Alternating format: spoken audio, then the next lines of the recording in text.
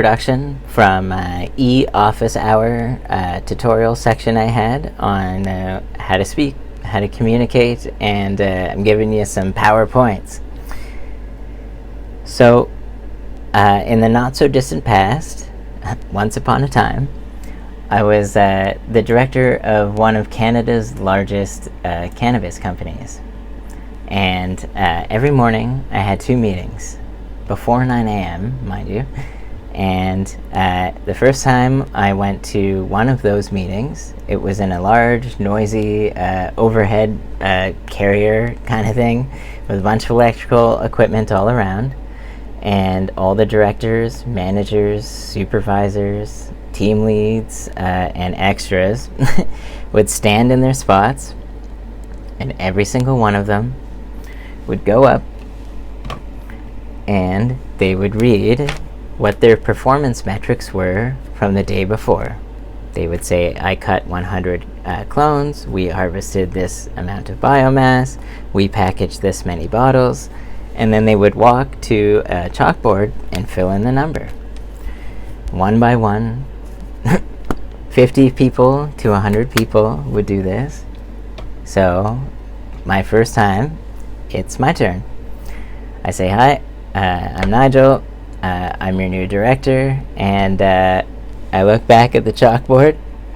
I'm thinking about everything that's just been said, and I said, I'm here to change the way that we're thinking about our performance index, and I don't want to talk about yesterday. I definitely want to talk about today, but most importantly, I want us to be talking about tomorrow. So immediately after that meeting, I had a second meeting, same every morning, with my managers, 5 to 7 people, smaller audience, in an office, not too dissimilar to this, with a whiteboard. And I told them the very first time, the very first interaction with them, this very first meeting, the same promise that I'm going to tell you now. And it's the point of this presentation. I'm here to weaponize you with the tools and the heuristics that you need to be successful in communicating your ideas. Because your success in life is a function of the quality of your communication. And if we're looking at the first equation, it's knowledge, practice, and talent. In that order, and talent to a lesser extent. So as long as you're knowledgeable and you've practiced, it's okay to not be that talented. If you're communicating and you're a savant, but your knowledge is very narrow to some field, and you're so savant and talented that you don't practice, you're not going to communicate your ideas well.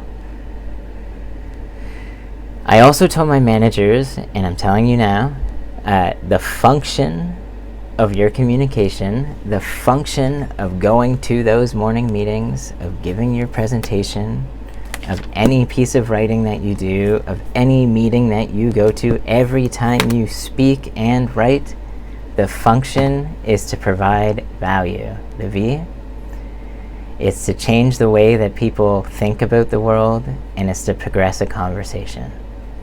And I made up those equations, but they're based off ideas from those 2 gentlemen cited. And just while we're here, you'll notice that there's a title, there's the name of me, there's a date, there's what I do, and it's very black and white and very simple. Embrace our escaped genes.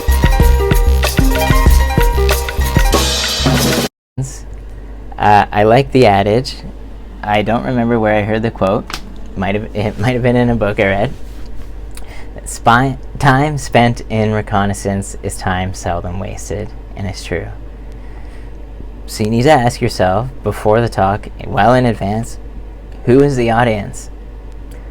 So you can have a great presentation, clear graphs, wonderful maps, they're good ideas, but you're conveying them to the wrong kind of people. They have ears, but they hear not. they have eyes but they see not. So who is your audience?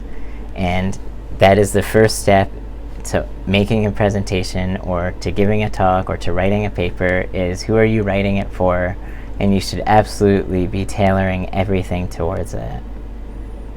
Your success depends on it. You want to limit the distractions. So you yourself, I am clearly moving my hands a lot and touching my face, and so you want to try to not do that, and that's okay, it's forgivable. The killer for me was having keys and change in my pocket. I actually write down a sticky note on my computer before I give any talk. This was in the before times, the in-person times, to take the change and keys out of your pocket and put them down, because I would walk around jangling keys and coins. So in this virtual world, limit the distractions that are going on. So you want to ask your audience, could you please close any other windows that you have open? If you're answering emails, please shut them down. I have something important today to tell you, and you need to listen. And you yourself need to limit the distractions around you. And I'll get into some particular pandemic scenarios from the space in which you are presenting in the virtual realm. So on the time and reconnaissance, you need to be time-minded. And this is one of Nigel's norms, is to be time-minded. And what I mean by this is, first, spend time casing out the joint. Where are you presenting? So in person, you would go to the lecture hall, the boardroom. You would see what it looks like. Visualize that people are there. How does the equipment set up? Do they have HDMI, VGA? Is it an overhead? How does it work? Now, in this virtual world, we have Zoom, WebEx, Microsoft Teams, Blackboard, Collaborate. Spend time casing out the softwares. How do they work? Watch some tutorials. Make sure that things are working. And time and reconnaissance in the morning is important. So you want to get to the place you're delivering the talk early. So virtually join the room early. Go to the place early. But those morning talks that I told you about, that I had to give every day, were both before 9 a.m. And I'm not a morning person. And some of these tutorial sections are in the morning. And you know, it's hard. No one is awake yet. During the pandemic, people are actually sleeping longer. So give yourself time in the morning to get ready. Eat. Take your dog out if you have one. Get your neurons actually going. Talk to someone. Get comfortable before. Don't just roll out of bed and give the talk. I promise you that you'll be much better for giving yourself more time. So you may not like it, but the truth is your appearance actually matters, and it only matters because people are judgmental. And there's plenty of science that shows that people judge you within the first few seconds of looking at you, and certainly up to a couple minutes. So basically the way I see this is that you got to look professional, or you got to situate your appearance to the audience. So this is a post-production of office hours. So the appearance is totally fine. This is a grad student sort of get-up. Crazy hair. Beard and hair is excusable in the time of a pandemic because it's morally good to be reducing risk. But maybe this would be unacceptable otherwise. At the company that I was working for, it was unacceptable to have long hair, and you had to be clean shaven. And it was a matter of biosecurity, so that pests weren't going on you and infecting everything. So look the part. Unless you're one of those Harvard Forest types that we've been talking about. So one of the research plots, right? So that's Aaron Ellison. Effective use of prop. Nope. The guy who wrote the stats textbook. You'll see in the photo, He's microphoned up. He's giving a talk. Where is he? He's in the forest. And he looks disheveled. And you know what? The second he opens his mouth, we see our function. We see our formula for quality. He's knowledgeable beyond belief. He's clearly well practiced in speaking, and he's talented off the charts. And the guy beside him is another Harvard Forest type, Sean Thomas, my PhD advisor, shows up more or less looking like that, sometimes directly out of the woods, and it doesn't matter because he's generating so much value. He's changing everyone's mind. He's communicating clearly and effectively. And if you're a Steve Jobs or Elon Musk sort of type, you're bringing enough value that you can wear blue jeans and a black shirt. And in fact, Steve made that part of his trademark. So just being funny, but your appearance does actually matter. So in the virtual world, if you're presenting to fellow students, it's not the end of the world. If your situation isn't the best, you just have to roll with it, and we'll get to that in a minute. But put a little bit of effort into your appearance and thinking about it, because people will be judging you whether you like it or not. So how do you start a talk? Well, how did I start this one? I gave you an empowerment promise weaved into a story. So stories themselves are good. Promises of empowerment, or the value that you're giving the audience, is the best way to start. Today I'm going to give you the tools, the heuristics you need to be successful in communicating your ideas, generating value, and changing the way people think about things, and progressing conversations. So you're looking at the formulas. Jokes should be avoided in starting, especially in the morning, because people just aren't ready for it. I've tried. And they're the things that I've been doing in this talk and in our prior sessions. Cycling the main point. How many times have you seen that equation? Those two equations. You've seen them 3 times, and it's to bring people back who are in the dream barrier. So no matter what, it doesn't matter how passionate you are, how good the talk is, 20% of people are just in a fog, not paying attention, or asleep. And in person, I've lectured courses before, a few of them.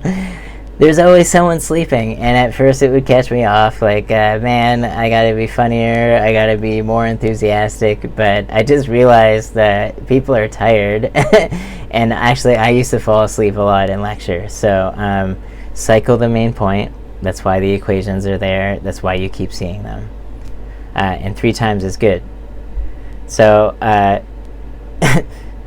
the title of this slide here, so firstly, the title of your slide should convey the point, or add some food for thought. So what I've done here is actually a little bit cheeky, is I've answered the question of the title. Ask the audience some questions. That's how you bring them back to the main message. So if there's a Q&A period after your talk, don't ask the audience too many questions, but it's okay to ask the audience questions, things like, are you familiar with long-term research ecosystems? If you have extra time to give in your talk, you can ask questions, but certainly during a lecture, you can ask the audience questions, do polls, that kind of thing. As you've seen, props are cool, and they're memorable. So this is a laser pointer, and it's actually, I use this laser pointer to measure distance, and distance away from trees. So in the forest, you can just zap a bunch of trees and see how far away you are, do some trigonometry to figure out height. But we'll talk about the crime in the laser pointer a little bit later, but I've been using props throughout this talk. I showed you the book of Aaron Ellison because it's effective. So even in a virtual space, it's effective, and they can be used. In person, if you're giving a talk about soil substrates, you can pass around the actual substrates, and the audience can look at it while you're talking. So props are extremely useful, and even in the virtual world, you can still do props. And you want to symbolize the story or message. And there's two equations with symbols in them. So you've been symboled squared. And so we're going to talk a bit about Stoicism. I'm not going to inflict a philosophy on you, although I highly recommend Stoicism in the time of a pandemic. And a Stoic mindset is radical acceptance of things beyond your control. And it's a really freeing thing. And Marcus Aurelius was one of the last great Roman emperors who really, wrote this book to himself. It was a journal that someone found later, and it was notes to himself on how to live a good life. And you may or may not see some parallels, but this gentleman died from the Antonine Plague, so a pandemic, in Rome, and the Roman Empire collapsed after him. So this is a great guy to listen to. And he has some good words, and some of those good words are what stands in the way becomes the way. And so you're going to have some challenges. Things might be out of your control, and you should just have acceptance and do your best to avoid those pitfalls. So potential hazards now, especially in the time of the pandemic. We've got audio, visual, all kinds of issues, so test out your camera, test out your microphone. Always look to improve that. You want lighting. There might be connectivity issues, so continue to ask your audience whether things are okay. There could be firewalls. Some people might be in countries where this is heretical material that you shouldn't be listening to, in which case use a VPN. The biggest thing I cannot stress enough is uploading speed. Uploading speed. Uploading speed. You need to accept uploading speed. So you want to see what that is for you, where you are, and we're gonna do some math. Another prop, and here at peak uploading speed, I have 8 megabits per second, which converts to 1 megabyte per second upload. So I'm uploading a presentation. If it's 500 megabytes, which is totally average, this video with the presentation will be gigabytes. So think about that. It's going to take me 500 seconds here to upload this file, and I'm going to divide that by 60, and that's 8 minutes, best case scenario, and I'm living in a luxurious upload speed. So test your upload speed. If you're somewhere remote and it's bad, you're going to have to really think about this. Reduce the size of your files. In PowerPoint, you can compress all of your images. You can convert to PDF, which I recommend. There's programs to compress the PDF. And you might even want to consider going mobile to a place that has high upload just for the purpose of this, and give yourself time. A week ago, I had to make a series of instructional videos, and they were gigabytes large, and the truth is that I didn't sleep for 3 days, and I was blacking out while the videos were uploading because it was taking so long.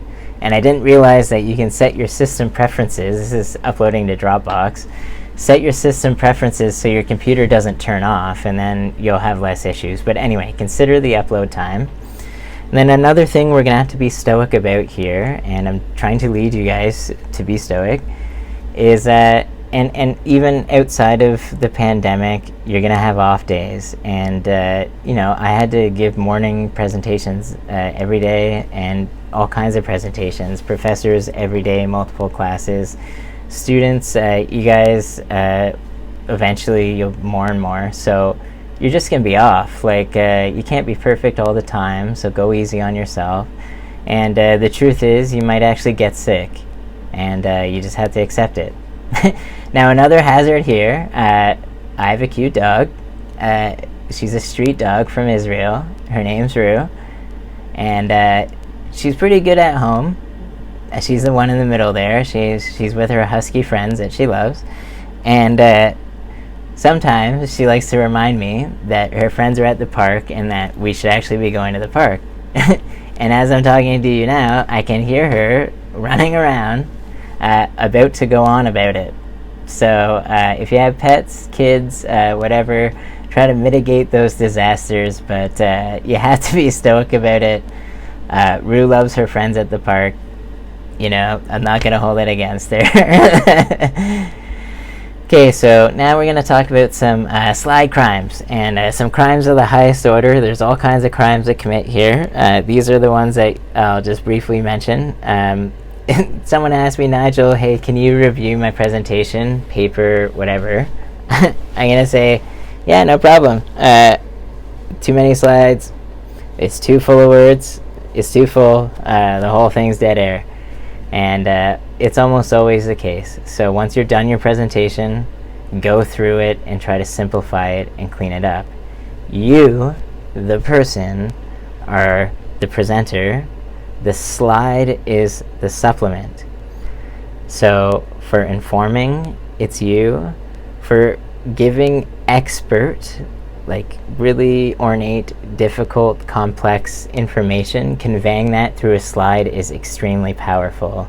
But otherwise, and we'll get into some of those examples soon, otherwise you are the focus. Do not fill the slide with stuff. All of these slides that have been clean, they're not perfect, but they're just black and white.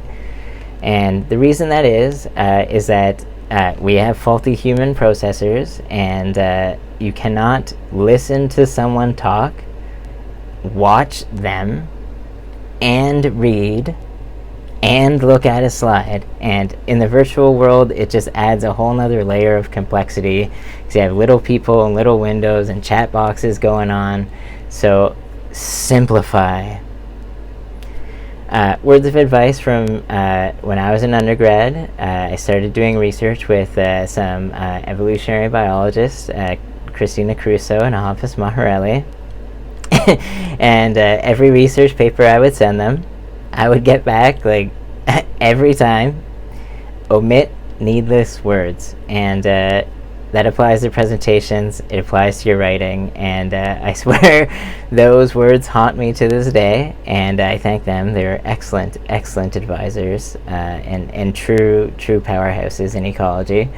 But take those words, take their advice, and once you're done, go through and just start slashing and dashing, if you use dashes correctly, your words and your slides. And as I showed you, lasers, right? So lasers are broken in the breach. Look at how distracting all this is. So I'm talking to you, lasers are distracting. Look at this, look at this sun here, look at this camel, blah blah blah. Props are good, lasers are fine. Lasers are fine if you're not looking at the slide, looking at the laser and not at the people. But I drink too much coffee and I move my hands too much, so I'll just be laser tagging the whole thing and no one will listen to a word I said. I don't even know if you listen to any of that. So laser pointers can be a crime. And do not use different colored fonts, different style of fonts, different formatting for italics, bolding. You should never underline, bold, and italic all together. You do one of them. They're to emphasize points. You don't need two of them. You don't need to italicize and bold. You just do one of them. Humanity presentations go wrong for one reason or another. It's a failure to situate, and humanity is facing this problem right now. We simply cannot situate to the realization that there's this pandemic. People are caught up in their dream barriers of denial. And so a failure to situate is you didn't understand the audience, your messages were unclear, you didn't situate them to the context, that the presentation venue, the topic of the presentation, and you didn't get familiar with the softwares, you didn't get familiar with the plugins, the projector slide, your audio, visual, you just failed to situate. And some ways to avoid this, the time and reconnaissance is a good one. But also practice. Practice your talk. So that's that P, the K. So there's knowledge, practice, and talent. So practice. Actually do it. It'll help. I practice everything. Even this I practiced. And this is a post-production too, so I've had double practice. And really, if you fail to situate in one way or another, or an issue comes up, if you have like slogans, surprises, and salient ideas, so like the laser was a surprise, these are some, hopefully some good ideas, and there's been some slogans on the quality of your communication and the function of your communication. And above all, be passionate, be enthusiastic. You can think back to all the talks that you've seen, all the writing that you've had, more so for talks, obviously, maybe even videos. Things go wrong, but what do you actually remember? You remember the person who is passionate. It's so redeeming. If you are passionate, you can fail in one way or another. If you're enthusiastic and knowledgeable, it's all you need. Like it's virtuous enough. So here are some examples of good slides that you might want to consider for your presentations. And a good thing to do is to use pictures effectively. So now I'm entering the phase. This is a slide from a talk I gave at the Ecological Society of America. I'm conveying complex information graphically, and that's what a slide should be. Otherwise, you probably shouldn't even be using slides. But anyway, here is a slide, and it's the methods. So the experiment was on testing a bunch of additions of a soil amendment to some old field successional species. They're there in the picture, right? So I'm listening. I see the species. Yep. They were collected from 3 different locations. I look. There's 3 different symbols. There are the locations.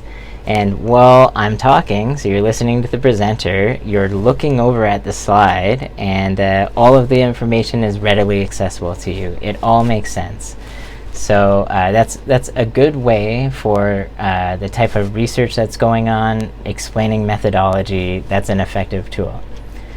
So you need to generate some maps. Maps are great. This is actual figure and some actual maps from a paper just published in the Journal of Ecology. And what you see is there's things you need on maps. So firstly, maps are great, and you need to have a map. And it needs to have the latitude and longitude. There has to be a scale, like a reference for what is the distance. There should be a directional symbol pointing north, and that's the basic part. So these maps, I did this in R, but the maps are just Google satellite maps, right? So they're clear enough. This doesn't include terrain, but anyway, so those are the things you need. But you can go really extra with maps, and something here I've done is this, if you read the title there of the paper, so that's how you cite, right? You want to add citations to things extracted from primary research literature. So this is looking the spatial heterogeneity and pyrogenic carbon mediates growth following wildfire. So I'm looking at the map. I see some circles. There's some dosages there, so that's probably the pyrogenic carbon. It's black, right? and there's some spatial heterogeneity, it looks like. And I put some probability distribution panels, inset panels, inside the map. So maps need the scales, the lat long. They're really effective. You can use Google Satellite. You can actually put good data on maps, and that's how you would cite it. So there you go. Now, I really like this. I don't know what birthed this whole thing. It might be sort of a academics now working multiple jobs and getting more familiar with conveying ideas in multimedia. But regardless, there's this new thing called graphical abstracts, and it really points home the message that pictures convey the value, the meaning, the quality of your communication more than words. And these are literally the two abstracts from two papers. So those papers are 30 pages long, maybe. I don't know. I don't even know how many words. A lot. And that's all you need is the graphical abstract. So we're looking at the top one. Again, you'll notice something extracted from a primary source needs to be cited as such. The experiment was on a dose response to charcoal soil amendments in this one herbaceous plant. So there's a chalkboard, you've got the dosages. I see small plants at low, I see the highest growth at 30, and then 50 looks less. I look to the right, there's the graph that shows the data from the paper, and on the top there's increasing dose of charcoal. So it is easy to intuit the entire manuscript, the entire message, the entire purpose of an experiment of ecological research simply with a few figures. So I love graphical abstracts. The map I just showed you previously is that bottom figure. So that's the graphical abstract. And this was a special moment for me, one of those serendipitous moments in science where you get a glimpse at the scheme of nature, and we talked about it in the statistics tutorial, that it's all about patterns. We're trying to make sense of patterns and separate noise from signal. So I'm in northern Ontario, working at the tree line in the Ring of Fire in the Arctic. There's some gold mines up there who chop down the forest and dump toxic sludge everywhere, and then nothing grows. So you see the previous paper, charcoal is a good soil amendment. So forest fires are really common in these boreal forests. That's a jack pine that you see there. It's regenerating after a very intense wildfire. So we're thinking, okay, let's go collect the charcoal from the forest and we'll put it onto the mining site. I have goosebumps even talking about it. So you're looking at where I was standing when the hypothesis came to my mind, and I knew what I was seeing was true. And you can see on the soil surface there's black stuff, charcoal, on some pretty crappy rocky mineral soil. The trees are all the same age because the fire went through quickly. They're the same genetically, more or less, right? Jack pine is a fire-adapted tree species, so it needs fire to regenerate. And why are they different sizes?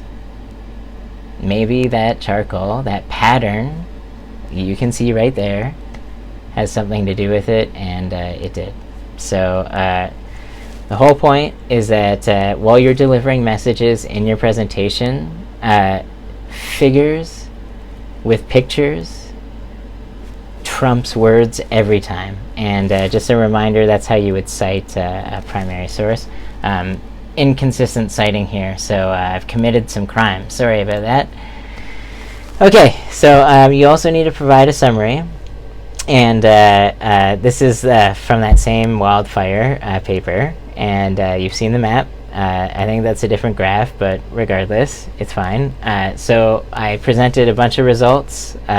So you want to summarize your research findings and put the implications into context. So a former colleague, actually out of that same Guelph lab, her name is Rachel Germain, she deserves credit.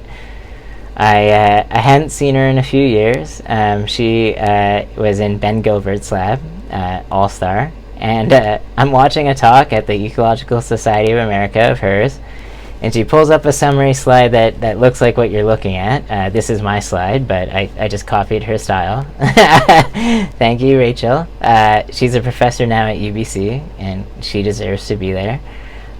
What she did is she took the result, so the map, the main finding of the paper, and then wrote the implication beside it. And it really is exactly what this whole presentation is about. It's symbolizing, it's generating value, it's graphically displaying complex information, all very clearly and succinctly. So that is a potent summary, and I think that's a good way to summarize things. And so how do you close? How do you end a talk? Some of the sessions in the virtual space can be awkward, right? It's kind of funny. I've seen a few memes where it's where it's like, okay, goodbye everyone, and you're smiling, and then you hit leave, and then the person goes straight face. And so how do you close, right? How do you not have that awkwardness or weirdnesses? Jokes are okay. I just told you one, right? To end, and it convinces the audience that they've had fun the whole time. And I like that. And so I don't necessarily agree with this next point. And in the before time, the pre-pandemic time, you see a lot of slides go up, acknowledgements, citations, a bunch of people, thank you, and people will actually spend 5 minutes on that slide. And it's a weak move. And you're an expert conveying complex information, and if you've done the job that I've just taught you, I've given you the tools to communicate your ideas effectively, right? That equation. If you've done that, you don't need to thank the audience. They should thank you. But I don't necessarily agree in the virus time. You want to thank people for showing up, and I've been doing that with you guys, but I think a thank you can quickly be turned, can just be slightly adjusted to be very powerful as a salute. So it looks something like this. I'm proud of you for attending this session today, and arming yourself with new heuristics to go about communicating your ideas with better quality through knowledge, by practicing, and by having talent. And the function of your communication is to generate value. And I hope you generate value with everything you do.